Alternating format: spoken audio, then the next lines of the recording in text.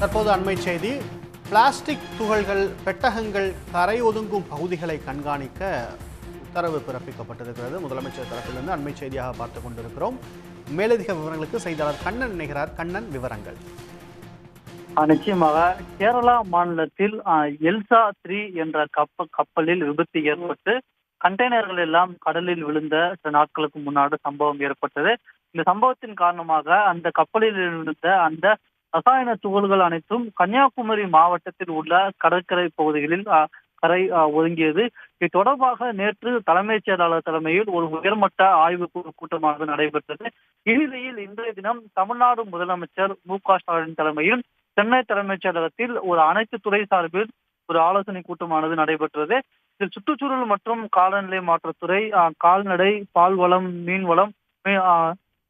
மீன்வளத்துறை உள்ளிட்ட பல்வேறு துறையின் செயலாளர்கள் கலந்து கொண்டனர். இந்த கூட்டத்தில் முதலமைச்சர் மு.க.ஸ்டாலின் பல்வேறு அறிவுறுத்தல்களை வழங்கியுள்ளார். அதன்படி பிளாஸ்டிக் துகள்கள் மற்றும் பெட்டகங்கள் வானிலை சூழலுக்கு ஏற்ப நகரும் திசை மற்றும் கரை ஒதுங்கக்கூடிய பகுதிகளை தொடர்ந்து கண்காணிக்க வேண்டும் என்று முதலமைச்சர் உத்தரவிட்டுள்ளார்.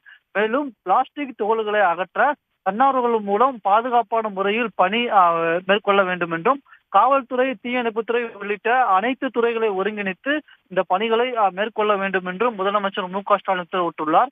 மேலும் இந்த நிகழ்வினால் சுற்றுச்சூழல் தாக்கம் குறித்த குறுகிய கால, நீண்ட கால ஆய்வுகளை மேற்கொள்ள வேண்டும் என்றும், மீன்வளத்துறையின் மூலமாக மீன்கள் மற்றும் கடல்வாழ் உயிரினங்கள் மீதான தாக்கத்தை கண்டறிந்து ஆய்வினை துரிதப்படுத்த வேண்டும் என்றும் முதலமைச்சர் மு.க.ஸ்டாலின் உத்தரவிட்டுள்ளார்.